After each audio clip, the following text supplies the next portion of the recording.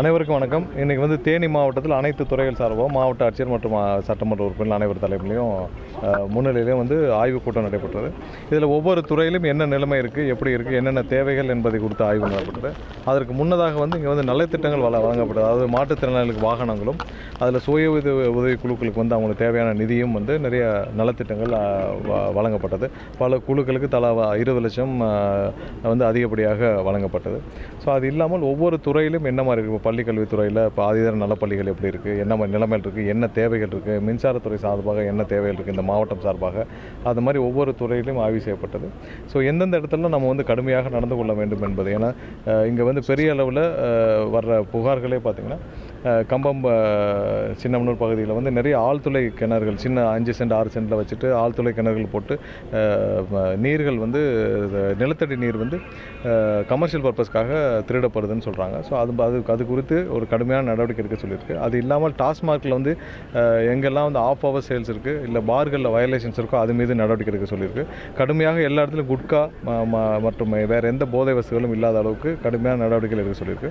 So நம்ம வந்து வெகு விரைவில் வைகை டேம் வந்து தூர்வாரும் பணிகளை முடக்கிவிட போகிறோம். அதுக்கான அனைத்து தெரு வந்து நம்ம WRD மினிஸ்டர்லேருந்து தேவையான நடவடிக்கை எடுத்துகிட்டு வராங்க. ஃபினான்ஸ் செக்ரட்டரிக்கும் வந்து ஆல்ரெடி போயிடுச்சு, இதுக்கான முதல்கட்ட அப்ரூவலுக்கு போயிடுச்சு. ஒன்றிய அரசுக்கும் வந்து சுற்றுச்சூழல் துறைக்கும் வந்து ஆல்ரெடி அப்ரூவலுக்கு இப்போ 2 தினங்களுக்கு முன்னாடியே போயிடுச்சு. ஸோ விரைவில் இந்த இது வரைக்கும் தூர்வாரவே இல்லாத ஒரு வைகை அணைக்கு 70 ஆண்டுகளுக்கு மேலே ஆச்சு, இதுவரை தூர்வாரப்படவே இல்லை. வைகை அணை கட்டிய பிறகு முதல் முறையாக கண்டிப்பாக தூர்வாரும் பணிகள் நடைபெற வேண்டும் என்பது இந்த அரசுடைய விருப்பம், முதல்வருடைய விருப்பம். ஸோ 18லேருந்து 20% நீர்பிடிப்பு பகுதிகளில் வந்து ஆல்ரெடி டெபாசிட்ஸ் இருக்குது. ஸோ அதை கொஞ்சம் கொஞ்சமாக அகற்றணும். இது மிகப்பெரிய ஒரு ப்ராஜெக்ட். எப்படி வந்து ஏற்கனவே பலகட்ட ஆய்வுகளில் இது வந்து 3 இதாக போட்டு 3 ஸ்டேஜ்லேயும் 8லேருந்து 9 வருஷம் ஆகும்னு சொல்கிறாங்க. பட் இதை இன்னும் நம்ம வந்து ஸ்ட்ரீம்லைன் பண்ணி விரைவாக முடிக்கும் பணிகளை செய்ய முடியுது தான் ஆய்வுகள் நடந்துகிட்ருக்கு. ஒரு 2 மாதத்துக்குள்ள முழு அளவில் திட்டமிடப்பட்டு முடித்த பிறகு இதுக்கான பணிகள் விரைவாக தொடங்கப்படும். அதை தான் வந்து இப்போ ஆய்வு செஞ்சோம்.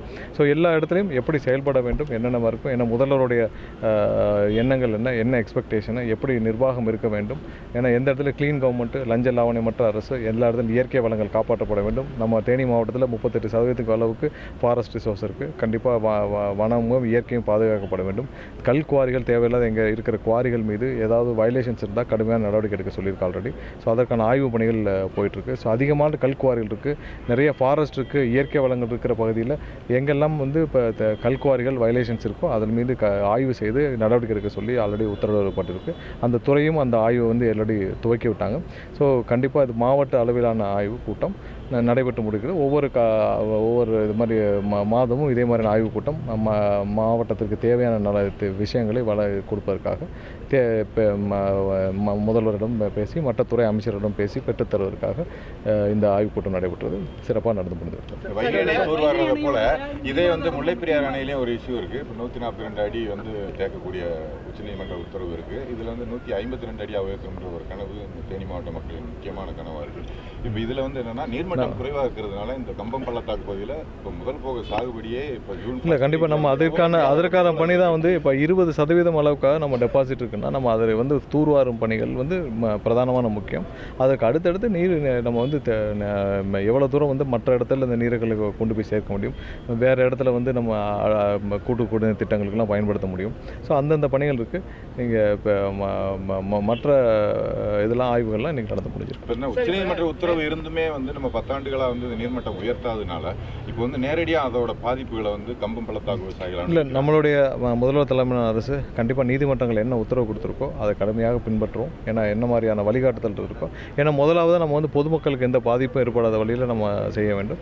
பொதுமக்களுக்கு பாதிப்பு ஏற்படுத்தும் எந்த விஷயத்தையும் நம்ம வந்து அரசியல் காரணங்களுக்காக தடுக்க மாட்டோம். கண்டிப்பாக எதெல்லாம் அவசியமோ அதை கண்டிப்பாக பின்பற்றுவோம். புதிய அணை கட்டப்படும் சொல்லி கேரள கவர்மெண்ட் சொல்லியிருக்காங்க.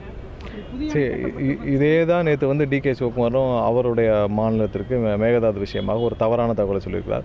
எல்லா இடத்துலையும் தேவையில்லாமல் யார் யாரெல்லாம் வந்து இந்த மாதிரி சொல்கிறாங்களோ அரசியல் காரணங்களுக்காக இப்போ வந்து நீதிமன்றம் உத்தரவு கொடுத்தும் அவங்க வந்து நிறைவேற்றவில்லை இதுவரை. நம்ம அதுக்கான வலியுறுத்தலை பண்ணிகிட்ருக்கோம். முல்லை பெரியார் விஷயத்தில் திமுக எவ்வளோ நம்ம திமுகவுடைய தவறான நடவடிக்கைகள் தான் நமக்கு இவ்வளோ தூரம் நம்மளை மோசமான ஸ்டேஜில் வந்து நம்மளை விட்டுருக்கு. அதே தான் காவேரியிலையும் ஒவ்வொரு இடத்துலையும் நம்ம வந்து திமுக அரசு முன்னாடி ஆட்சியாளர்கள் அவர்கள் செய்த தவறு தான் நம்ம பண்ணிகிட்ருக்கோம். கண்டிப்பாக நம்மளுடைய கொள்கைகளும் இப்போ முல்லை பெரியார் விஷயத்துலையும் நம்ம வந்து அதிகபட்சமான நீர்த்தேக்கங்களை பண்ண வேண்டும் என்பது நம்மளுடைய அரசுடைய கொள்கை. அதற்கான வலியுறுத்தல் என்ன தேவையோ அதை நம்ம செஞ்சிட்ருப்போம். அது இல்லாமல் மேகதாதுலேயே நேற்று வந்து திரு டிகே சிவகுமார் அவர் வந்து தவறான தகவலை நேற்று வந்து அவருடைய பேட்டியில் பார்த்தோம். அவர் என்ன சொல்லியிருக்காருன்னா, கோர்ட்டு வந்து மேகதாது அணை விஷயமான பெட்டிஷன் டிஸ்மிஸ் பண்ணும், அதெல்லாம் தவறான தகவல். கோர்ட்டை டிஸ்மிஸ் பண்ணுறது டீட்டெயில்டு ப்ராஜெக்ட் ரிப்போர்ட், அதாவது திட்டத்தை சம்மந்தப்பட்ட ப்ராஜெக்ட் ரிப்போர்ட்டை சப்மிட் பண்ணுறதுல அவங்களுக்கு உரிமை இருக்குது, பண்ணட்டும்னு சொல்லியிருக்காங்க. இன்னும் அவருக்கு அந்த ப்ராஜெக்ட் அனுமதி தரவில்லை. கண்டிப்பாக அந்த ப்ராஜெக்ட் அனுமதி தராத அளவுக்கு தான் நம்மளுடைய நடவடிக்கைகள் அனைத்து சட்டப்பூர்வமான நடவடிக்கை இருக்கும். மேகதாது விஷயத்திலும் சரி, முல்லை பெரியார் விஷயத்திலும் சரி கடுமையான ஒரு நடவடிக்கை இருக்கும். நம்ம உச்சநீதிமன்றம் என்ன சொல்லியிருக்காங்களோ அதில் தான் நம்மளுடைய கொள்கையும் சரி, நம்மளுடைய முடிவுகளும் சரி 104 நீர்த்தேக்கத்தில் இருக்கும். நம்ம அதை வலியுறுத்திட்டே இருப்போம். நம்ம கடுமையாக நடந்து கொள்வோம். எந்த இடத்துலையும் நம்ம வந்து காம்ப்ரமைஸும் பண்ண மாட்டோம். நம்ம கடுமையாக நடந்து கொள்வோம். இவர்கள் முன்னாடி ஆட்சியாளர் என்ன தவறு முல்லை பெரியார்லையும் சரி காவேரியிலையும் சரி என்ன தவறு செஞ்சாங்க தெரியும். எல்லாமே அவங்க கண்ட்ரோல் இருந்தும் அவர்களுடைய இதில் இருந்தும் அவங்க வந்து அதை மிஸ் பண்ணாங்க. அந்த மாதிரியான எந்த தவறும் வரலாற்று பிழையும் நம்மளுடைய முதல்வர் தலைமையிலான அரசில் இருக்காது.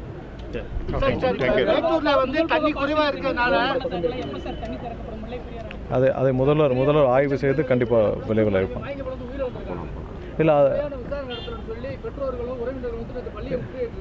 இல்லை அது சம்மந்தமாக கண்டிப்பாக வந்து விசாரணை செய்ய உத்தரவு.